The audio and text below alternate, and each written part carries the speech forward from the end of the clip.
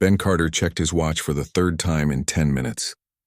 The night shift always moves slowly at the Meridian Research Station, but tonight felt different. Something in the air made his skin prickle with worry. He was only 19 years old, fresh out of basic training, and this internship was supposed to be his big break into xenobiology. Instead, he spent most nights staring at screens and watching alien creatures sleep. The research station floated in the darkness of space, orbiting Europa, one of Jupiter's frozen moons. Through the thick windows, Ben could see the giant planet hanging in the black sky like a painted ball. The station was home to 37 people and 23 alien specimens collected from different worlds across the galaxy. Most of the creatures were small and harmless, but some were not. Ben walked down the corridor toward the high-security containment wing. His footsteps echoed on the metal floor. The lights here were dimmer than in other parts of the station, casting long shadows on the walls. He carried his tablet and a cup of coffee that had gone cold hours ago. Dr. Lisa Morgan, his supervisor, had assigned him to observe Subject X7 tonight. She said it was routine work, nothing to worry about. But Ben had been watching X7 for 3 weeks now, and he noticed things. The creature was different from the reports described. It was not just a mindless animal. There was intelligence in those eyes, something that made Ben uncomfortable every time he looked at the monitoring screens. Subject X7 was massive. It stood nearly 12 feet tall when it raised itself on its hind legs. Its body was covered in dark plates that looked like metal but moved like skin. The creature had 6 limbs, 4 that it used for walking and 2 that ended in sharp claws. Its head was long and narrow with dozens of small eyes arranged in rows. When it opened its mouth, Ben could see rows of teeth that could tear through steel. The creature had been captured 6 months ago during a military operation in the Andromeda sector. The official report said it had attacked a survey team without provocation. Dr. Morgan called it a perfect predator, something that existed only to hunt and kill. But Ben was not so sure. He had watched hours of footage and he saw patterns. The creature never attacked without reason. It responded to threats. It solved problems. It even seemed to show emotion. Tonight, X7 was pacing in its containment cell, back and forth, its claws clicking on the reinforced floor. Ben pulled up the monitoring data on his tablet. The creature's heart rate was elevated. Its body temperature was higher than normal. Something was wrong. Ben tapped his communication device. "Dr. Morgan, this is Ben. I think we have a situation with X7. Static crackled for a moment before Dr. Morgan's irritated voice came through. "Carter, it is 3 in the morning. What situation?" "The subject is showing signs of distress. Elevated vitals, repetitive behavior, increased aggression indicators. I think we should check the containment systems." Dr. Morgan sighed loudly. "Carter, the creature always paces at night. You are being paranoid. Just monitor and record. That is your job." "But doctor, I really think—" "Carter, I said monitor and record." "Morgan out, the line went dead." Ben stared at his tablet, frustration building in his chest. He was just an intern. Nobody listened to interns, but he knew something was not right. He could feel it. He decided to do a manual check of the containment systems. It was not part of his assigned duties, but he could not shake the feeling that something bad was about to happen. He walked to the control panel outside X7's cell and started running diagnostics. The first 3 systems showed green. Power levels normal. Magnetic locks engaged, force fields at full strength. But when he checked the 4th system, his blood went cold. The backup containment grid was showing red. Not just red, but flashing red with error codes he had never seen before. Ben's hands shook as he pulled up the detailed readout. The backup grid had been degrading for the past 6 hours. Whatever was happening, it was happening fast. He immediately called Commander Jake Phillips, the station's security chief. "Commander Phillips, this is Ben Carter in containment. We have a critical system failure in the high security wing. Subject X7's backup grid is failing." Phillips responded within seconds, his voice sharp and alert. "Carter, are you certain?" "Yes, sir. The diagnostics are clear. We need to initiate emergency protocols now. I am on my way. Do not leave your station. And Carter, if that thing gets out, run." Ben heard the alarm in Phillips's voice, and it made his own fear spike higher. He turned back to the monitoring screen. X7 had stopped pacing. The creature stood perfectly still in the center of its cell, its head tilted as if listening to something Ben could not hear. Then the lights went out. Emergency red lighting flickered on a moment later, bathing everything in a bloody glow. Ben heard a loud crack like thunder inside the station. His tablet screen went black, then rebooted with emergency warnings scrolling faster than he could read them. Multiple containment breaches. Multiple containment breaches. Evacuate immediately. Ben's heart hammered in his chest. He looked at the cell window. X7 was moving now, not pacing but circling, its body low to the ground like a cat ready to pounce. The force field that should have been shimmering across the front of the cell was gone. Only the physical barriers remained, thick walls of reinforced steel and glass. Those walls lasted 10 seconds. X7 hit the barrier with such force that Ben was thrown backward by the shockwave. The glass shattered into a million pieces. The steel bent and tore like paper. The creature emerged from its cell in an explosion of debris and fury. Ben scrambled backward, his boots slipping on the smooth floor. He could not breathe. He could not think. He could only watch as the massive creature stepped into the corridor, its body filling the entire space. It turned its head slowly, scanning the area with all those small eyes. Then it looked directly at Ben. Time seemed to stop. Ben was frozen, his back pressed against the wall, nowhere to run. The creature took a step toward him, then another. Its claws clicked on the floor with each movement. Ben could smell it now, a strange mix of metal and something organic, something alien. Alarms screamed throughout the station. Ben heard shouting in the distance, boots running, weapons charging. But none of that mattered because X7 was right in front of him now, so close that Ben could see his own reflection in those dark metallic plates. The creature lowered its head, bringing its face level with Ben's. It made a sound, a deep rumble that Ben felt in his bones. He waited for the attack, for the pain, for the end, but it did not come. Instead, X7 turned away. It moved down the corridor away from Ben, its body swaying with a predatory grace. Ben heard screaming, then gunfire, then more screaming. He knew he should run, should find the evacuation route, should do anything other than stand there like an idiot. But his legs would not move. His brain would not work. He had looked into the eyes of something that should have killed him, and it had chosen not to. Why, the gunfire got closer. Ben heard Commander Phillips shouting orders. Fall back, seal corridor 7. X7 appeared again at the end of the hallway, moving fast now. Behind it, Ben could see security personnel in combat armor, their weapons firing bright blue bolts of energy. The creature was not running away. It was running toward something. Toward Ben. Ben finally found his feet. He ran through the nearest door and slammed his hand on the emergency lock. The door sealed with a hiss just as X7 reached it. The creature hit the door hard enough to dent the metal, but it held. Ben was in a small laboratory, probably used for routine analysis work. There were computers, storage lockers, and another door on the far side of the room. He ran to that door and tried to open it. Locked. He tried his access card. Access denied. He tried the emergency override. Nothing. He was trapped. Ben turned back to the door he had just come through. He could see X7 through the small window. The creature was not trying to break down the door anymore. It was just standing there looking at him. Those eyes, so many eyes, all focused on his face. Ben moved closer to the window without thinking. This was insane. He should be terrified. He should be trying to find another way out.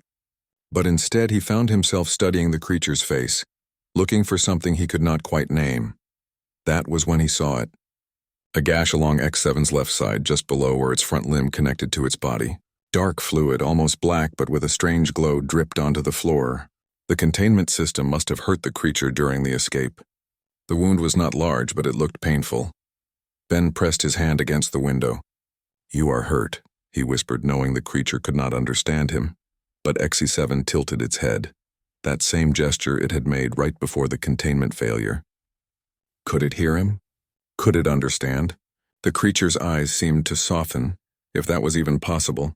It made that rumbling sound again, quieter this time, almost like a question. Ben stepped back from the window, his mind racing. Everything he had been taught said that X7 was a mindless killer. But everything he had just witnessed told him otherwise. The creature had not killed him when it could have. It was not trying to break down the door now. It was just watching him. A horrible thought occurred to Ben. What if everything Dr. Morgan had told him was wrong? What if this creature was not the monster everyone believed it to be? Ben sat on the floor of the locked laboratory, his back against a storage cabinet, watching X7 through the window. 2 hours had passed since the containment breach. 2 hours of sitting in silence trying to understand what was happening. The creature had not moved from its position outside his door. It just sat there, like a guard dog protecting its home. Ben's tablet had finally rebooted, giving him limited access to the station's systems. He scrolled through emergency reports, each one worse than the last. 3 security personnel were dead. 5 more were injured. 12 containment cells had failed simultaneously. Smaller specimens were loose throughout the station, and teams were struggling to recapture them. But everyone was most worried about X7. The official orders were clear. Eliminate the subject on site. Terminate with extreme prejudice. Do not attempt capture. Ben looked up at the creature outside his door. X7's head was still turned away, watching the corridor. Every few minutes it would shift position slightly, always keeping itself between Ben and any potential threat. The wound on its side had stopped bleeding, but Ben could see the creature was in pain. It moved carefully, favoring that side. "Why are you doing this?" Ben asked out loud, knowing he would get no answer. But X7 turned its head at the sound of his voice. Those many eyes focused on him through the window. The creature made a soft chirping sound, nothing like the aggressive roars Ben had heard in the footage from its capture. Ben stood up slowly and moved closer to the door. He studied the creature's face, trying to read its expression. Was that possible? Could an alien predator from another sector of the galaxy have expressions a human could understand? "You are protecting me," Ben said, more to himself than to the creature. "But why?" His tablet beeped with a new message. It was from Dr. Morgan. "Carter, if you can read this, respond immediately. We need to know your status." Ben hesitated. If he told them he was alive and trapped here with X7, they would send a team. That team would try to kill the creature, and despite everything, despite all logic and training, Ben did not want that to happen. He typed back, "Alive. Secured in Lab 7. X7 is nearby but not attacking." The response came quickly. "Stay where you are. Do not attempt to interact with the subject. Extraction team en route." Ben looked at X7 again. The creature had turned back to watch the corridor. It knew something was coming. Ben could see the tension in its body, the way its claws flexed against the floor. "They are coming to kill you," Ben said quietly. X7's head snapped back to look at him. For a moment, Ben could have sworn he saw fear in those alien eyes. Real, genuine fear. Something clicked in Ben's mind. A memory from his xenobiology classes. Professor Grant had always said that predator species were not inherently evil. They killed to survive, to protect, to feed. But they also formed bonds. They recognized threats and allies. Some of the most dangerous creatures on Earth were also the most loyal to those they considered family. What if X7 had decided Ben was family? The thought was crazy, impossible, and yet it made a strange kind of sense. Ben had been watching over the creature for 3 weeks. He had noticed when it was distressed. He had tried to warn Dr. Morgan. He had shown concern when others showed only fear. Maybe in some way Ben could not fully understand, the creature had noticed. Ben made a decision that would probably get him fired or arrested or killed. He walked to the door control panel and entered his override code. The door hissed and began to slide open. X7 immediately stood up, its full height towering over Ben. The creature's body went rigid, and for a terrible moment, Ben thought he had made a fatal mistake. Then X7 took 3 quick steps backward, putting distance between itself and Ben. It lowered its body to the ground, making itself smaller, less threatening. Ben stepped out of the laboratory slowly, his hands raised to show he was unarmed. "It is okay," he said softly. "I am not going to hurt you." X7 watched him with what looked like confusion. The creature's head tilted from side to side, a gesture Ben had seen dozens of times on the monitoring footage. It was thinking, evaluating, trying to understand. Ben moved closer, his heart pounding so hard he could hear it in his ears. Every instinct screamed at him to run, but he forced himself to keep walking. He stopped about 6 feet from X7, close enough to see the details of its metallic plates, close enough to smell that strange alien scent. "You are hurt," Ben said, pointing at the wound on the creature's side. "Let me see." X7 looked at the wound, then back at Ben. It made a low rumbling sound, almost like a question. Then slowly it shifted its body to give Ben better access to the injured area. Ben could not believe what was happening. This creature, this supposedly mindless killer, was cooperating with him. He knelt down beside X7, careful to move slowly, to not make any sudden movements. Up close, the wound looked worse than he had thought. The edges were jagged, and that strange glowing fluid was still seeping out slowly. "I'm going to help you," Ben said, more to calm himself than to communicate with the creature. "Just stay still." He went back into the laboratory and found a medical kit. The supplies were meant for humans, but some basics were universal. Antiseptic bandages, medical tape. Ben grabbed what he needed and returned to X7. The creature had not moved. It watched Ben approach with those many eyes, its body tense but not aggressive. Ben knelt beside it again and began cleaning the wound as gently as he could. X7 flinched at the first touch of antiseptic, a low growl rumbling in its chest, but it did not pull away. "I know it hurts," Ben said softly. "Just a little more." As he worked, Ben noticed something strange. The wound was already beginning to close on its own. The creature's biology must have incredible healing properties. Still, he cleaned it thoroughly and applied a bandage, more for protection than anything else. When he finished, Ben sat back and looked up at X7's face. "There. That should help." X7 looked at its bandaged side, then at Ben. The creature moved suddenly, and Ben's breath caught in fear. But X7 was not attacking. It was lowering its massive head, bringing it level with Ben's chest. Then it made a sound unlike anything Ben had heard before. It was almost musical, a series of tones that rose and fell in a pattern. Ben reached out without thinking and placed his hand on the creature's head. The metallic plates were warm to the touch, smoother than they looked. X7 did not pull away. Instead, it pressed gently into Ben's hand like a cat seeking affection. "You are not a monster at all, are you?" Ben whispered. The station's AI interrupted the moment. "Warning. Emergency sealing procedures will commence in 4 hours. All personnel must evacuate. 4 hours." Ben checked his tablet and felt his stomach drop. The extraction team was not coming. Commander Phillips had sent a message while Ben was treating X7. "Lab 7 is in the sealed zone. We cannot reach you in time. Find another route to the evacuation bay or prepare for emergency lockdown." Ben looked at the corridor map on his tablet. There were 3 possible routes to the evacuation bay from his current location. 2 were completely blocked by other containment breaches. The 3rd route went through sections of the station that were damaged and dangerous, but it was technically passable. "We need to move," Ben said to X7, pointing down the corridor. "We need to get out of here before they seal this entire section." X7 looked in the direction Ben was pointing, then back at him. The creature stood up to its full height and made a clicking sound that almost sounded like agreement. Ben gathered his tablet and a few supplies, shoving them into a bag he found in the laboratory. He had no weapons, no armor, nothing but his wits and a creature that might or might not continue to protect him. It was insane. It was impossible. It was his only chance. "Okay," Ben said, taking a deep breath. "Let us go."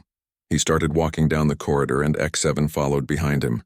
Not stalking, not hunting, but following like a companion. Ben had to remind himself that this was really happening, that he was walking through a damaged research station with a massive alien predator at his back. They had not gone 50 feet when they encountered their first problem. Another specimen, something that looked like a mass of tentacles with too many mouths, was blocking the corridor. It was one of the creatures from the lower security cells. Dangerous but not as deadly as X7 still. It was between them and their escape route. The tentacle creature noticed them and immediately became aggressive, its mouths opening to reveal rows of needle-like teeth. It surged forward fast despite its bulk. Ben stumbled backward, but X7 moved past him in a blur of motion. The creature placed itself between Ben and the threat, its body low and ready. It made a sound that was definitely a warning, a deep roar that echoed through the metal corridor. The tentacle creature hesitated, then attacked anyway. What happened next was too fast for Ben to fully process. X7 met the attack head-on, its claws flashing in the red emergency lighting. The fight lasted less than 20 seconds. When it was over, the tentacle creature was on the ground, not dead but definitely not interested in fighting anymore. It slithered away down a side passage, leaving a trail of pale fluid behind it. X7 turned back to Ben, its breathing heavy but controlled. It walked over to him and made that musical sound again, as if to say, "Are you okay?" Ben realized his hands were shaking. "You saved me again." Ben and X7 moved through the damaged sections of the station like ghosts in the darkness. 2 hours remained before the emergency sealing would make their current location a tomb. Ben's legs ached from walking and his throat was dry, but he kept moving. X7 stayed close, sometimes walking beside him, sometimes scouting ahead to check for dangers. They reached a major junction where 3 corridors met. Ben checked his tablet, trying to figure out which way to go. The map was difficult to read with so many sections marked in red for damage or containment breaches.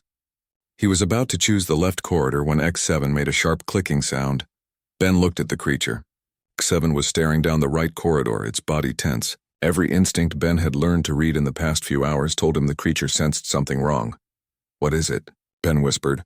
X7 moved slowly down the right corridor and Ben followed. They had not gone far when Ben saw what had alarmed the creature. A door was hanging open, and inside was Dr. Morgan's private office. Ben had only been in there once during his first week at the station. Dr. Morgan valued her privacy and rarely allowed anyone inside. But now the door was open, and the office was in chaos. Papers everywhere, computers smashed, furniture overturned. Someone had been looking for something or trying to destroy something. Ben stepped inside carefully. X7 tried to follow, but its bulk would not fit through the door. The creature made a worried sound, clearly unhappy about letting Ben go in alone. But it settled outside the entrance, keeping watch. Ben moved through the destroyed office, stepping over broken glass and scattered files. Most of the papers were technical reports, things he had seen before. But then he noticed a drawer that had been hidden behind a false panel. Someone had pulled it open and left its contents spilled on the floor. Ben knelt down and started reading. What he found made his blood run cold. These were not the official reports about X7. These were Dr. Morgan's private notes, and they told a completely different story. X7 species was not called Subject X7 at all. They were called Kethrans, and they came from a planet called Kethros in the Andromeda sector. The Kethrans were not mindless predators. They were intelligent, social creatures who lived in family groups called packs. They had complex communication, problem-solving abilities, and something that Dr. Morgan described as unprecedented emotional intelligence. According to her notes, Kethrans formed bonds with other species, especially with young or vulnerable individuals. It was built into their biology, a survival trait that helped them create alliances across their dangerous homeworld. Ben read faster, his hands shaking. Dr. Morgan had known all of this. She had known X7 was intelligent, that it could think and feel, and she had hidden it from everyone. Why? The answer was in the next file. Dr. Morgan was not just studying X7, she was trying to weaponize it. The military wanted to use Kethrans as biological weapons, creatures that could be controlled and directed against enemies. Dr. Morgan's research was funded by the Defense Department, and her job was to find ways to break the Kethrans' will, to turn them into obedient killers. Ben felt sick. He thought about all the footage he had watched, all the times X7 had been subjected to painful tests. The creature had not been attacking out of aggression. It had been defending itself from torture. There was more. According to the notes, 4 Kethrans had been captured originally. Not just one. 3 of them had died within the first 2 months. The cause of death was listed as failure to adapt, but Ben saw notes in the margins of one report. The Kethrans had died from isolation stress. They needed their pack, their family. Being alone had literally killed them. X7 was the last survivor. It had been alone for 6 months, imprisoned, tortured, used for experiments. And somehow it had survived. Ben heard a sound and looked up. X7 was still at the door, but it was making that musical tone again. The one that Ben now understood was a call of comfort or reassurance. The creature could see Ben was distressed and was trying to help in the only way it knew how. Tears filled Ben's eyes. "I am so sorry," he said. "I did not know. Nobody told me." X7 tilted its head, those many eyes watching Ben with something that looked like concern. Ben stood up, clutching the files. He needed to take these with him. The people on this station, the people in the military, they needed to know the truth. Kethrans were not weapons. They were people, different from humans, but still people. They deserved better than what they had received. He was about to leave the office when he noticed one more file on the floor. This one was marked Confidential Security Breach Investigation. Ben opened it and read quickly. His eyes went wide. The containment breach had not been an accident. Someone had sabotaged the system deliberately. Someone had wanted the creatures to escape. The file contained surveillance footage from the days before the breach. showing a young man Ben recognized as Danny Wright, Dr. Morgan's research assistant. Danny had accessed the containment controls multiple times, each time staying just long enough to input a few commands. Danny had caused the breach. But why? Ben found his answer in a handwritten note tucked into the file. The handwriting was shaky, emotional. I cannot watch this anymore. They are killing them. Someone needs to know the truth, even if it costs me everything. Danny had sabotaged the station to expose what was happening here. He had known that a containment breach would force an investigation, would bring attention to Dr. Morgan's research. He had been willing to risk lives to save the Kethrans. Ben did not know if Danny's choice was right or wrong, but he understood it. Sometimes the only way to stop a terrible thing was to force everyone to see it. A loud alarm made Ben jump. The station's AI voice came through the speakers. Warning! Emergency sealing will commence in 90 minutes. All personnel must evacuate immediately. 90 minutes. Ben shoved the files into his bag and ran out of the office. Seven was waiting, its body coiled with tension. The creature knew they were running out of time. We have to move faster, Ben said, starting to jog down the corridor. They made good progress for the next 20 minutes, moving through sections Ben had never seen before, but then they reached a problem they could not easily solve. The main corridor to the evacuation bay was blocked by a massive piece of debris, part of the ceiling that had collapsed during the emergency. There was a gap at the top big enough for Ben to squeeze through, but X7 would never fit. Ben studied the blockage, his mind racing. They could backtrack and try another route, but that would cost them at least 30 minutes, time they did not have.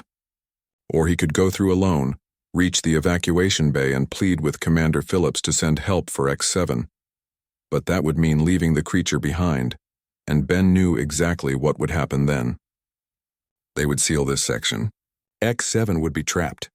Even if Ben convinced them to rescue it later, there was no guarantee they would listen. More likely, they would decide it was too dangerous and just leave the creature to die. X7 seemed to understand the problem. It moved to the debris and pushed against it with its powerful limbs, trying to move the blockage. But it was too heavy, too firmly wedged. The creature made a frustrated sound and pushed harder. Ben saw its wound beginning to bleed again, the bandage turning dark with that glowing fluid. Stop, Ben said, putting his hand on X7's side. You are hurting yourself. X7 stopped pushing and looked at Ben. Then it did something that broke Ben's heart. The creature gently pushed Ben toward the gap in the debris, making soft sounds that almost sounded like encouragement. It was telling Ben to go, to save himself, to leave the creature behind. No, Ben said firmly. I am not leaving you. X7 pushed again, more insistent this time. But Ben pushed back, surprising himself and probably the creature too. I said no. We are in this together. For a long moment they just looked at each other. Ben, small and vulnerable, facing down a massive alien predator, and X7, powerful and deadly, stopped by the determination in one human's eyes. Then Ben had an idea. The service tunnels, he said, pulling up his tablet. There are maintenance tunnels that run parallel to the main corridors. They are smaller, but you might fit. He found the tunnel entrance on his map. It was 20 feet back the way they had come, behind a panel marked Authorized Personnel Only. Ben ran to it, X7 following close behind. He pried open the panel with a tool from his bag, revealing a dark tunnel that extended into the distance. The tunnel was tight. Ben could stand up in it, but X7 would have to crawl. The creature looked at the tunnel, then at Ben, doubt clear in its body language. It is our only chance, Ben said. Please trust me, X7 made a decision. It lowered itself to the ground and began crawling into the tunnel. Ben went first, using his tablet's light to see the way. Behind him he could hear X7 struggling to fit, its plate scraping against the metal walls with harsh sounds. They moved slowly through the tunnel for what felt like hours, but was probably only 15 minutes. The space was claustrophobic and hot, and Ben's breathing came in short gasps. He could hear X7 behind him, breathing hard, forcing its body through a space that was barely large enough. Finally, Ben saw light ahead. Another access panel. He pushed it open and climbed out into a corridor he recognized from his station maps. They were close to the evacuation bay, maybe 5 minutes away. The transport ship was not designed to carry something as large as X7. The creature had to squeeze into the cargo hold, which was barely tall enough for it to stand. Ben stayed with X7, refusing to leave despite the concerned looks from the other evacuees. Commander Phillips allowed it, though he posted 2 armed guards at the cargo hold entrance. The ship pulled away from the Meridian Research Station just as the emergency sealing began. Through the small window, Ben watched the station's lights go dark section by section like a city going to sleep.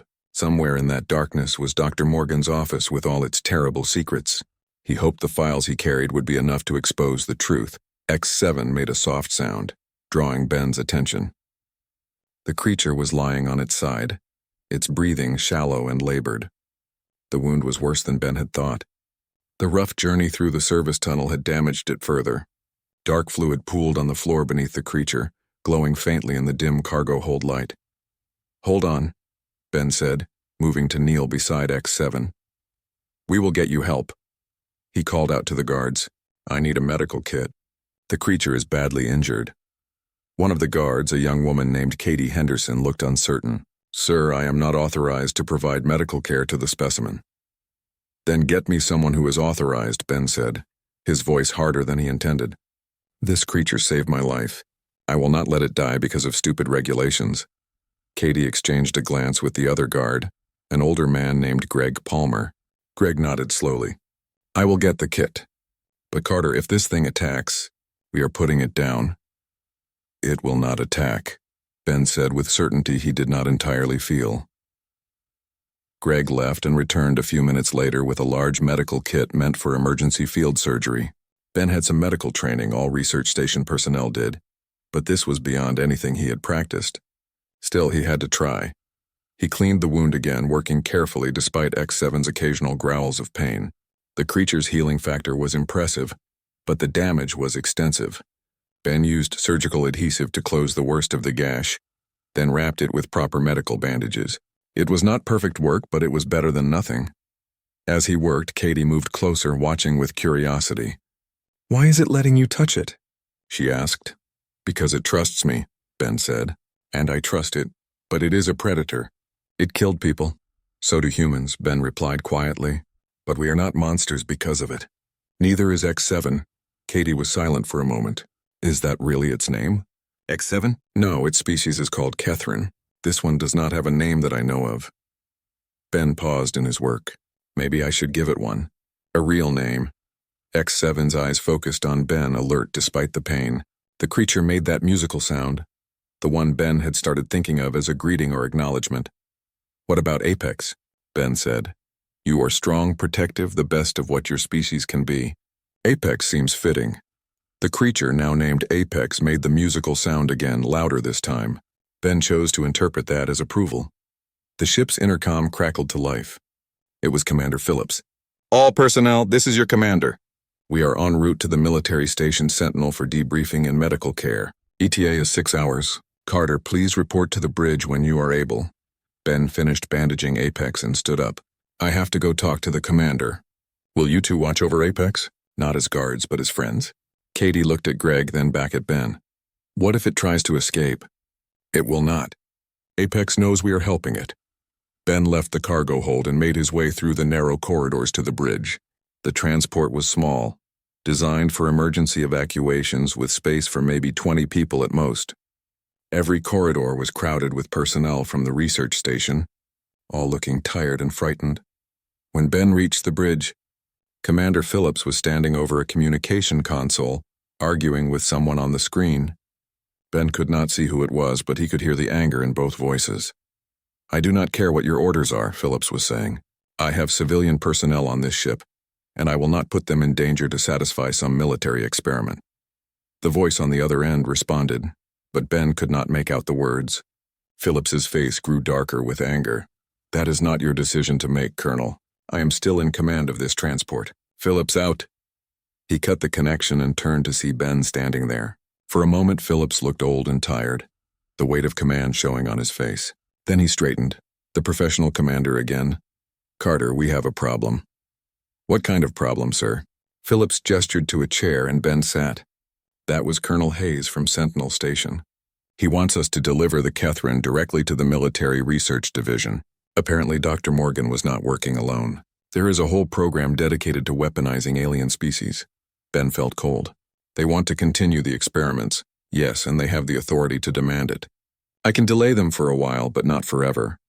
What about the files I found? The evidence of what they did? Phillips shook his head. Carter, you are young. You still believe evidence matters. But this goes all the way to the top of the military command. Those files will disappear or be classified. No one will ever see them. Ben stood up, anger flooding through him. So that is it? We just hand Apex over to be tortured again? After everything? I did not say that, Phillips replied calmly. I said we have a problem. I did not say we were giving up. Ben looked at the commander with new respect. What do you have in mind, sir? Phillips pulled up a star chart on the main screen. Before the Kethrin was captured, our scouts identified its homeworld here, in the Andromeda sector. Kethros, they call it. It is outside our normal patrol routes in neutral space. If someone were to take the Kethrin there, return it to its people, the military could not do much about it. But we are heading to Sentinel Station. They will take Apex the moment we dock. Unless we do not dock at Sentinel, Phillips said. This ship has enough fuel to reach the outer jump gate. From there you could hire a commercial transport to Kethros. Ben stared at the commander. You want me to steal a military specimen and flee into neutral space? I want you to do what is right. But yes, technically that would be theft and desertion. You would be giving up your career, possibly facing criminal charges if you were ever caught. What about you? You would be helping me? Phillips smiled grimly. I am an old man, Carter. I have been in service for 30 years. I have followed orders I am not proud of. If I can do one good thing before I retire, it will be worth whatever punishment they give me. Ben thought about what Phillips was offering. His career would be over. He might never be able to return to human-controlled space. But when he thought about Apex lying in the cargo hold, trusting him, depending on him, the choice was not difficult. When do we leave? In 2 hours we will pass close to the jump gate. I will arrange for a small shuttle to be ready. You, the Kethrin, and whoever else wants to go will take the shuttle. The rest of us will continue to Sentinel and claim you overpowered us and stole the vessel. Who else would want to come? As if summoned by the question, Katie Henderson appeared at the bridge entrance. I would, sir. Phillips raised an eyebrow. You heard all that, Henderson? Yes, sir. And I want to help. I watched Carter with that creature. It is not an animal. It is a person. We have been treating it like a monster, but it is not. I want to help make this right. Phillips looked at Ben. You have 2 hours to convince anyone else who wants to join you. Choose carefully. This is not a decision to make lightly. Ben spent the next 2 hours talking to the evacuees from the research station. Most of them wanted nothing to do with his plan. They thought he was crazy, suicidal, throwing his life away for a dangerous alien. But a few listened. Greg Palmer, the older guard, agreed to come. I have seen enough bad things in my career, he said. Time to do something good. A young engineer named Chris Martinez volunteered. Someone needs to maintain the shuttle systems. Might as well be me. To Ben's surprise, Danny Wright came forward. The man looked terrible, his face pale and his hands shaking. I caused this mess, Danny said. I should help fix it, in the end. 5 people agreed to join Ben, Katie, Greg, Chris, Danny, and a medic named Lisa Huang who wanted to ensure Apex received proper medical care. When the time came, Commander Phillips led them to the shuttle bay. Apex had to be sedated lightly to move it, a process that made Ben nervous, but Lisa assured him it was safe. The creature settled into the shuttle's small cargo area, its eyes closing slowly as the sedative took effect. Before Ben boarded, Phillips pulled him aside. Carter, what you are doing is either very brave or very foolish. Probably both, but I respect it. When you reach Kethros, send a message if you can. Let me know how this ends. I will, sir. And thank you. For everything. Phillips nodded. Go. Before I change my mind. The shuttle launched from the transport ship heading for the jump gate. Behind them, Ben could see the transport continuing towards Sentinel Station. He wondered what would happen to Commander Phillips and the others. They would face questions, possibly punishment, all because they chose to help him. As they approached the jump gate, Chris worked the navigation console. The next commercial transport to the Andromeda sector leaves in 4 U. The journey to Kethros took 3 weeks. 3 weeks on a commercial transport ship that was old, crowded, and uncomfortable. But Ben did not care about the conditions. All that mattered was that Apex was healing and they were getting closer to home. The creature recovered slowly during the trip. Lisa Huang, the medic, checked on Apex daily. changing bandages and monitoring the healing process. At first, the other passengers on the transport were terrified of Apex. They complained to the captain, demanded the creature be locked in a reinforced container, threatened to report everyone to the authorities. But gradually, people began to see what Ben had seen. Apex was not violent unless protecting someone. The creature spent most of its time near Ben, following him around the ship like a large dog. When a small child wandered too close to a dangerous piece of machinery, Apex gently picked the child up and carried it back to its mother. When an elderly passenger fell, Apex was there to catch her before she hit the ground. People started bringing Apex food, curious about what it would eat. Danny Wright spent hours trying to communicate with the creature, documenting its sounds and gestures. Katie taught Apex simple games, laughing in delight when the creature learned to play them. Even the ship's captain, a grumpy woman named Helen Ross, admitted that Apex was not as terrible as expected. Ben watched all of this with a mixture of joy and sadness. Joy because people were finally seeing Apex as he did, as a person worthy of respect and kindness. Sadness because he knew this journey had an end point. When they reached Kethros, Apex would return to its people, and Ben would have to say goodbye. On the 20th day of the journey, Ben sat with Apex in the cargo hold. The creature had fully recovered now, its wound healed to a faint scar beneath the metallic plates. Apex was restless, making sounds Ben had not heard before, sounds that seemed full of longing. "You know we are getting close, don't you?" Ben said softly. "You can sense your home." Apex looked at Ben with those many eyes and made the musical sound. But this time the tone was different. Sadder, maybe. Or perhaps Ben was just projecting his own feelings onto the creature. "I am going to miss you," Ben admitted. "I know that sounds stupid. We have only known each other for a few weeks. But you changed everything for me. You showed me that the universe is bigger and stranger and more wonderful than I ever imagined." Apex moved closer and lowered its head, pressing gently against Ben's chest. The gesture had become familiar over the weeks, the creature's way of showing affection and trust. Ben wrapped his arms around Apex's massive head, holding on for a moment. "You are going to be okay," Ben whispered. "You are going home." The next morning, Captain Ross announced they were approaching Kethros. Everyone on the ship crowded around the windows to see the planet. It was beautiful, a world of deep blues and vibrant greens with 3 moons hanging in the sky. The planet looked wild and untamed, covered in vast forests and towering mountain ranges. Chris Martinez worked the communication console, sending out the message they had prepared. It was simple. "We are humans returning one of your people. We mean no harm. Please respond." For 10 minutes there was only silence. Then a signal came back, not in words but in patterns of sound and light. Chris looked at his instruments in confusion. "I cannot translate this. It is not any language in our database." Apex moved to the console and listened to the signal. The creature's body language changed, becoming excited and agitated.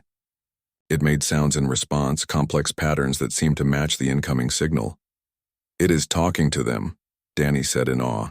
"Apex is translating for us." After several minutes of this exchange, the signal changed to something the computer could understand. A voice came through, speaking heavily accented but understandable English. "Humans have never come in peace before. Why should we trust you now?" Ben stepped forward, his heart pounding. "Because we are not the humans who hurt your people.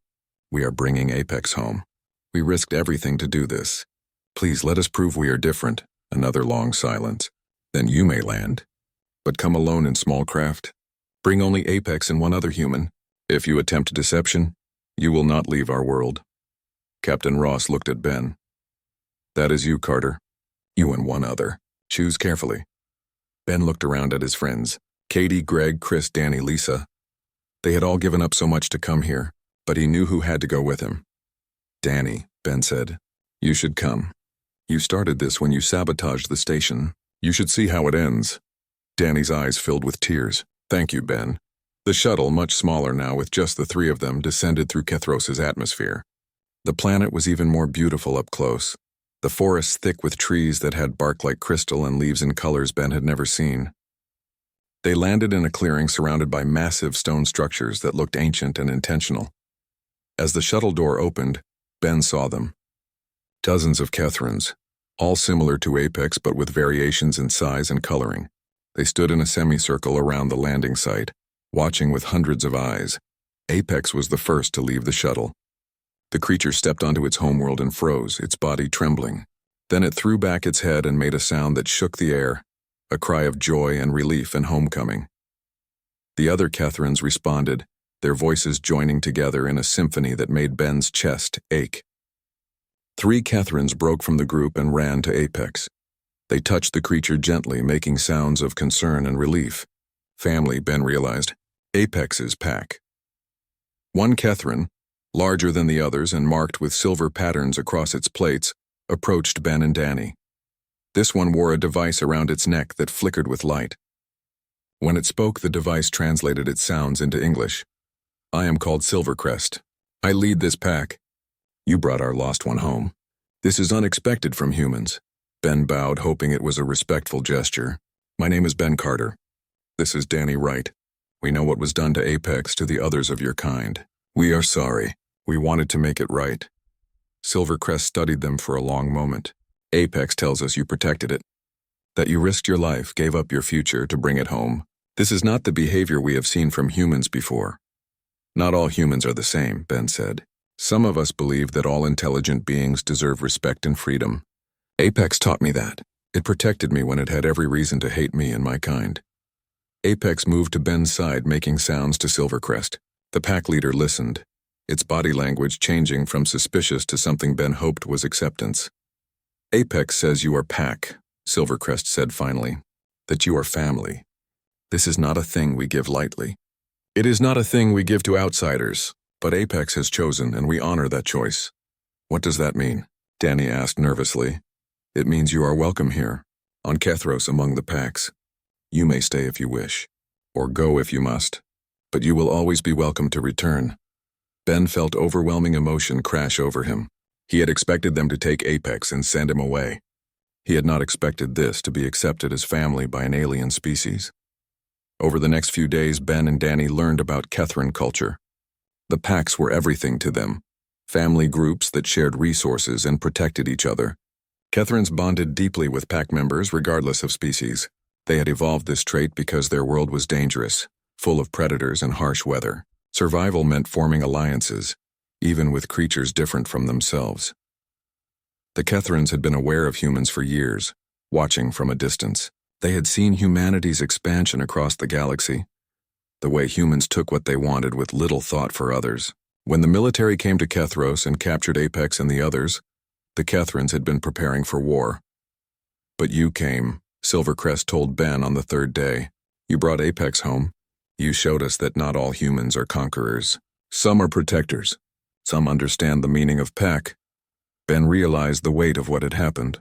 This was not just about Apex. It was about first contact, about 2 species learning to see each other as people, rather than threats or resources.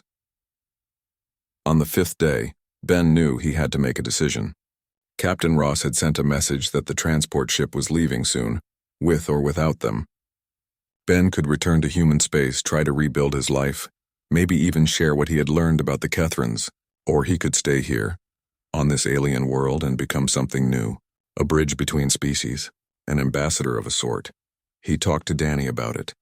I want to stay, Danny said. I cannot go back. The military will arrest me the moment I set foot on a human station. But here, I can study the Kethrans, learn from them, maybe help prevent the kind of misunderstanding that led to Apex's capture. Ben understood.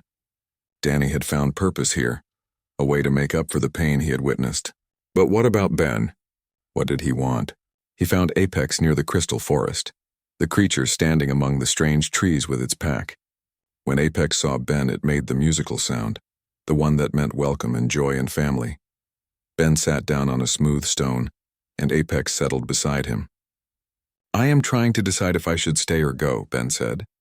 Part of me wants to go back to tell people about you and your kind, to make sure what happened to you never happens again.